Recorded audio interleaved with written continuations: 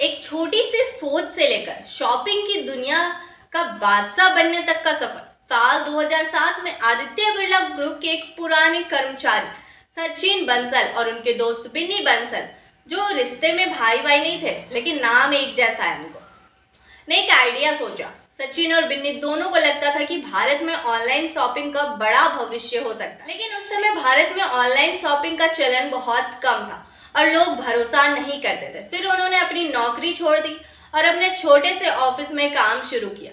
उनका पहला उद्देश्य था एक वेबसाइट बनाना जिस पर लोग किताबें ऑनलाइन खरीद सके। इसे फ्लिपकार्ट नाम दिया गया, क्योंकि उस समय भारत में बहुत कम लोग ऑनलाइन शॉपिंग करते थे। इसलिए सचिन और बिन्नी ने शुरुआत में सिर्फ किताबें बेचना शुरू किया। उनका मानना था कि किताबें एक ऐसी चीज है जो लोग ऑनलाइन खरीदने में थोड़ा और आरामदायक महसूस करेंगे। फ्लिपकार्ट के पहले कुछ महीने संघर्ष में ही थे। वेबसाइट की ट्रैफिक बहुत ज़्यादा कम थी और शुरुआत दिनों में उन्होंने बहुत मेहनत। सचिन और बिन्नी खुद ही कस्टमर सर्विस कॉल्स लेते, पैकेजिंग करते और डिलीवरी भी करते। एंटरटेनिंग ग्राहक सेवा का दौर। फ्लिपकार्ट के शुरुआती दिनों में एक बहुत मज़ेदार घटना घटी। एक ग्राहक ने एक किताब मंगवाई थी, लेकिन जब डिलीवरी हुई तो वो किताब किसी अन्य ग्राहक को दी जा चुकी थी। ग्राहक ने शिकायत की और टीम ने तुरंत माफ़ी मांगी और उस ग्राहक के लिए वही किताब जल्द से जल्द भेजी गई। लेकिन इसके साथ ही सचिन और बिन्नी ने अपने कर्मचारियों से एक मजेदार बात भी कह दी।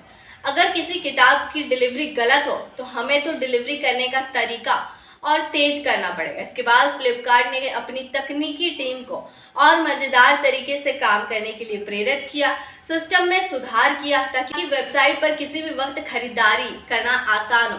उन्होंने डिलीवरी सिस्टम को भी सुधारा ताकि ग्राहकों को जल्द से जल्द उनका ऑर्डर मिल जाए।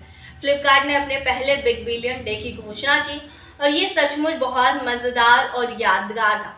लाखों ग्राहक वेबसाइट पर गए और एक दिन में लाखों सामान बिक गए, लेकिन कुछ तकनीकी समस्याओं के कारण वेबसाइट क्रैश हो गई। ये हंसी मजाक वाली स्थिति बन गई, लेकिन फ्लिपकार्ट ने इसे एक शानदार मार्केटिंग टूल के रूप में इस्तेमाल किया। अगले साल उन्होंने और भी शानदार डील्स और ऑफर्स के साथ इसे दोहराया। इस दौरान फ्लिपकार्ट ने अपनी सर्विस में लगातार सुधार किया, हर साल अपनी स्टॉक और डिलीवरी नेटवर्क का विस्तार किया। उन्होंने मोबाइल, इलेक्ट्रॉनिक्स, फैशन और दूसरे सामान भी बेचना शुरू किया। अब फ्लिपकार्ट सिर्फ किताबों तक सीमित नहीं था, बल्कि हर चीज की ऑनलाइन शॉपिंग का सबसे बड़ा नाम बन चुका था। Cash on delivery. भारतीय बाजार में बहुत से लोग ऑनलाइन पेमेंट के बारे में संकोच कर, फ्लिपकार्ट ने इसे बदलने के लिए कैश ऑन डिलीवरी का विकल्प पेश किया, जिससे ग्राहकों को भरोसा हुआ कि अगर सामान नहीं आया तो वे पैसा नहीं देंगे। यह एक बहुत ही स्मार्ट कदम था। आज फ्लिपकार्ट भारत में विशाल ई कॉमर्स प्लेटफॉर्म बन चुका है। विकास बहुत ही शानदार रहा। फ्लिपकार्ट ने न केवल भारतीय उपभोक्ताओं की शॉपिंग आदतें बदली, बल्कि छोटे व्यवसाय को भी ऑनलाइन कारोबार करने का मौका दिया।